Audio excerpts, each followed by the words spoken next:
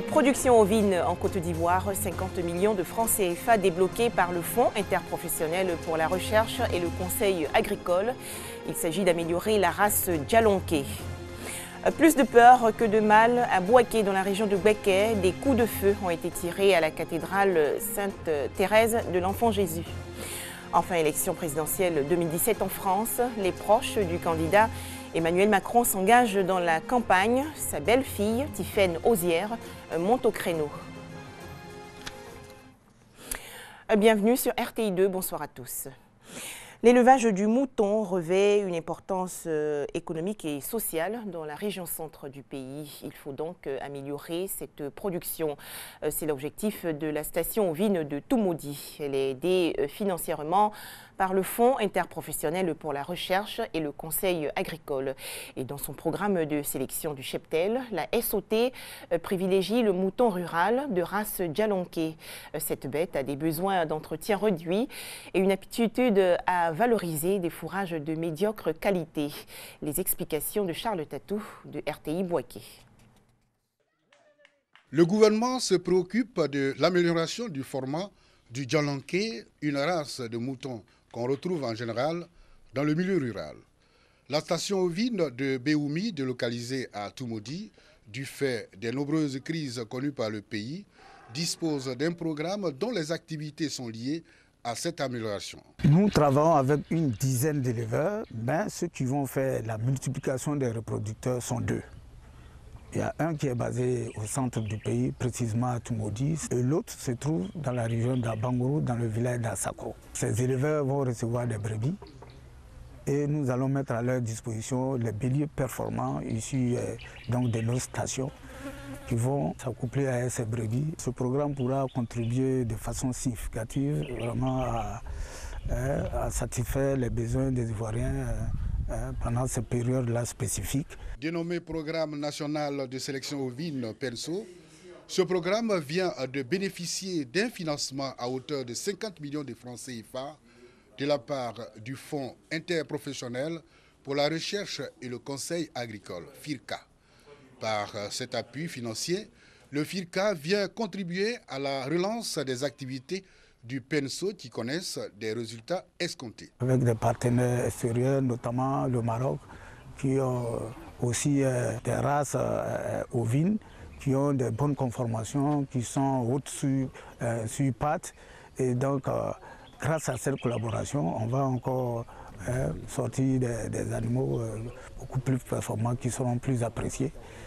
Donc, on ira même au-delà de la race Djalonké. La station ovine de Toumoudi dispose actuellement de 120 têtes, dont 7 agneaux, 37 jeunes béliers et plus de 70 béliers adultes.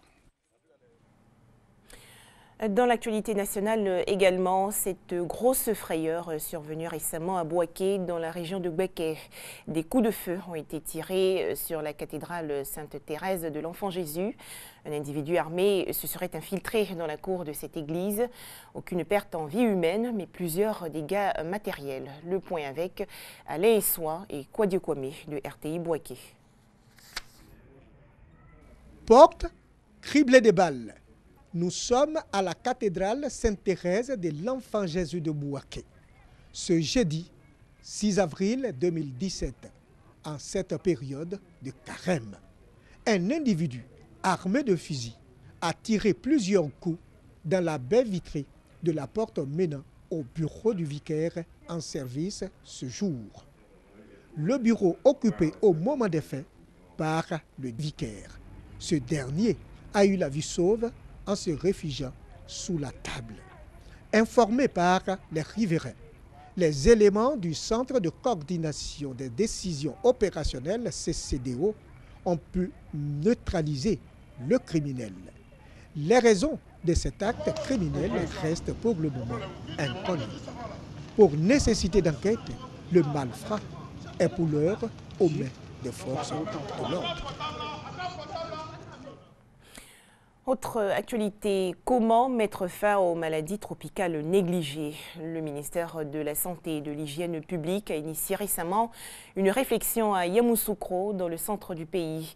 Les travaux ont porté sur 3 affections graves, notamment la filariose lymphatique, le trachome et l'onchocercose. Les explications de Léon Brou de RTI Bouaké.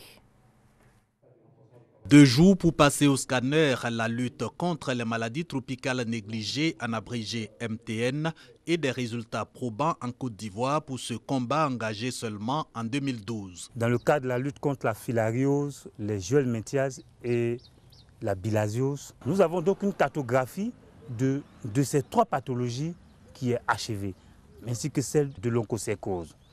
Celle du trachome, quant à elle, est en cours. Au jour d'aujourd'hui, tout le pays a été traité au moins une fois. Ça, c'est une avancée importante pour le pays. Les acteurs révèlent encore la présence dans chaque district sanitaire d'au moins une des pathologies, mais rassurent-ils, l'élimination des MTN est possible. Reste une bonne planification et un traitement régulier des populations à risque.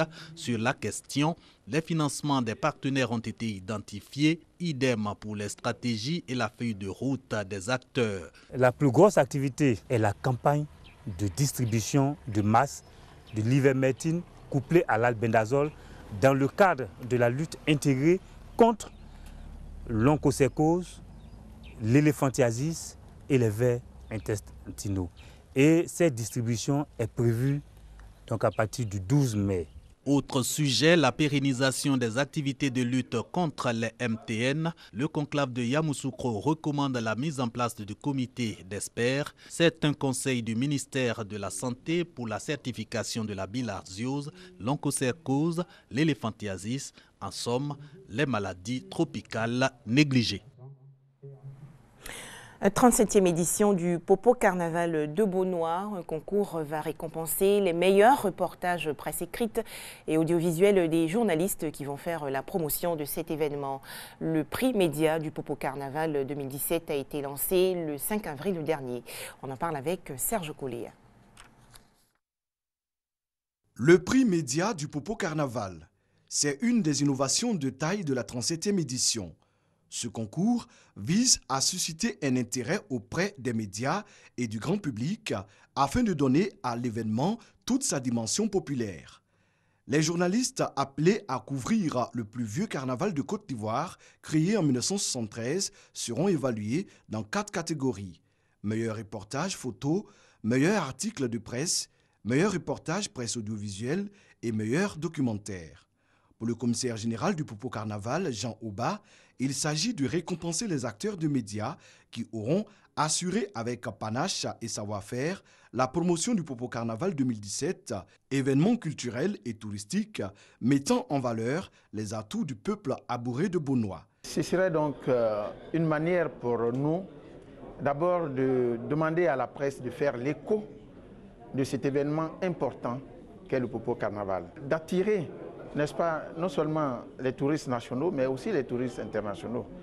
Et surtout, de valoriser la culture même nationale. Les inscriptions sont reçues en ligne jusqu'au 10 avril à midi, délai de rigueur. Le prix média du Popo Carnaval s'étend de la période du 11 au 29 avril. Le Popo Carnaval lui-même débute le 15 pour s'achever le 30 avril à Beaunois. Direction à présent Yopougon, dans le district d'Abidjan. L'église du christianisme céleste, notamment la paroisse Mère Bethléem du quartier Camp Militaire, était récemment en fête. Plusieurs fidèles engagés ont été célébrés et leur dévouement salué. Les précisions de Franck Quadio. Atmosphère particulière à ce jour dominical. La paroisse Mère Bethléem du Yopougon Camp Militaire honore ses membres. Ce geste symbole, la toge puis le chapeau et pour certains la ceinture pour marquer et confirmer l'engagement pour le sacerdoce. Un acte spirituel qui a tout son sens. Dieu avait appelé en son temps Moïse pour conduire son peuple de l'esclavage à la liberté, c'est-à-dire à la terre promise. À un moment donné, il fallait des serviteurs. Et ce matin alors, c'est ceux-là qui ont été désignés pour l'église du Christianisme céleste que nous venons d'honorer en accordant à chacun sa tôle et ses attributs afin qu'ils travaillent pour la gloire de Dieu. Des fidèles désormais aptes pour le service à plein temps avec foi et abnégation. L'événement a aussi été l'occasion pour les chrétiens célestes de faire des offrandes et communier avec le Christ. En France, l'élection présidentielle du 23 avril prochain se prépare activement. Dans le camp du candidat Emmanuel Macron, par exemple, tout le monde est dans le feu de l'action, notamment sa belle-fille Tiffaine Hozière. Cette novice en politique fait campagne sur la côte d'Opale, une région côtière du pays. Au Touquet, dans le nord de la France, le moteur de la campagne d'Emmanuel Macron, c'est elle, Tiffaine Hozière. Ça va ? On est prêt ? À 33 ans, elle est la belle-fille du candidat centriste et n'a que 6 ans de moins que lui. Tiffaine Hozière est la benjamine des 3 enfants de Brigitte Macron, l'ancienne professeure de français, de 24 ans son aînée, qu'il a épousée en 2007. Là à gauche, je pense. Comme ça, on sera pas mal. Oui, c'est très bien. Qu'est-ce qu'il y a, les kiosques? Séduite par les idées de son beau-père, elle a décidé de s'engager pleinement dans la campagne. Ici, c'est elle qui mène la marche. Ça n'a pas été une surprise, il était content parce qu'il m'a dit c'est bien si tu as envie de le faire et que c'est tes convictions, il faut y aller. Et il était heureux et après du coup ça nous permet d'échanger sur ce qui se passe sur le terrain. Ce matin, on fête le premier anniversaire du mouvement En Marche. Partager des parts de gâteau, un moyen plus facile d'engager le dialogue, pense la jeune avocate. Car il n'est pas toujours évident de faire campagne pour un ancien ministre de François Hollande dans une ville bourgeoise, acquise à la droite. Nicolas Sarkozy y a fait 78% au second tour de la présidentielle de 2012. On est très fiers de la voir s'engager et comme on connaît aussi bien Manu et Brigitte, on est très fiers aussi. Manu c'est un garçon extraordinaire et qui, on ne rencontre pas 50 gars comme ça dans un siècle. C'est au Touquet qu'Emmanuel Macron votera pour la présidentielle, non loin de la maison de son épouse, où il passe de temps en temps des week-ends. Il a toujours été très respectueux de tout le monde, il a toujours bien fait les choses et il nous avait indiqué qu'il aimerait épouser notre maman, voir si on était d'accord et je pense que dans les familles recomposées, tout le monde n'a pas ce tact et du coup il a été très bien accepté et il se révèle être un vrai chef de famille sur qui on peut compter. Mère de 2 jeunes enfants de 3 ans et 1 an, Tiffaine Hozière assure n'avoir aucune ambition politique, hormis celle d'aider son beau-père à devenir président de la République, en parcourant les marchés de la 4e circonscription du Pas-de-Calais. Le harcèlement, un problème que de nombreuses femmes dans le monde rencontrent souvent. Mais comment lutter contre ce fléau? Ce soir, l'exemple du Pakistan. Un nouveau dispositif a été lancé pour renforcer la sécurité des femmes harcelées et améliorer la lutte contre les violences dont elles sont la cible. Regardez. Un meurtre qui a divisé le Pakistan. Juillet 2016, la starlette Qandil Baloch est tuée à cause des selfies provocateurs qu'elle poste sur les réseaux sociaux. Les féministes crient leur colère sur Internet, ce qui leur vaut des menaces de mort. Un élément déclencheur pour cette avocate qui a créé le premier service d'écoute pakistanais pour victimes de harcèlement en ligne. Je suis personnellement épuisée d'écouter toutes ces plaintes, de les prendre en charge, de résoudre les problèmes, de contacter les réseaux sociaux pour faire quelque chose au sujet de ces attaques contre les femmes dont les vies peuvent être en danger.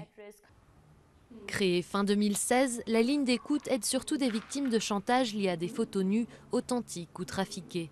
Mais dans cette société conservatrice et patriarcale, le simple fait d'être présente sur Internet peut être dangereux pour les femmes. Leur photo de profil Facebook est téléchargée par quelqu'un et cette personne utilise cette photo pour les harceler en leur disant « Je sais que tu appartiens à telle ou telle famille et si je leur dis que tu es sur Internet, ils peuvent mettre fin à ta scolarité » ou quelque chose comme ça. Alors il y a beaucoup de menaces de la part des familles aussi. Au Pakistan, où les femmes sont souvent cibles de crimes d'honneur, d'attaques à l'acide et de violences, les menaces en ligne peuvent devenir bien réelles. Eman et ses amis l'ont vécu. Menaces de viol, condamnations sur des sites religieux conservateurs, leur tort, avoir organisé une manifestation à l'université pour lutter contre le tabou autour des règles. À chaque fois que je m'asseyais dans une voiture, je regardais autour de moi, tout le temps. Je me disais, tiens, il y a une moto qui arrive. Est-ce qu'ils vont sortir un pistolet et me tirer dessus? Parce qu'on ne sait jamais. Dans ce pays, on ne sait pas quelles limites on a franchies. Quelles sont les limites? Parce qu'on vous tue pour tout et n'importe quoi. Une nouvelle loi rend le harcèlement en ligne passible d'une peine de prison au Pakistan.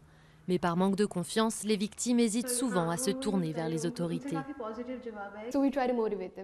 On essaie de les encourager. On leur dit qu'il faut qu'elles demandent de l'aide parce que c'est à ça que servent les autorités. Si vous n'allez pas les voir, personne ne se sentira obligé de vous aider. Pendant son premier mois, la ligne d'écoute a reçu une centaine d'appels. Encore peu pour un pays qui compte plus de 30 millions d'internautes, mais le téléphone d'Ira et ses collègues n'a pas fini de sonner.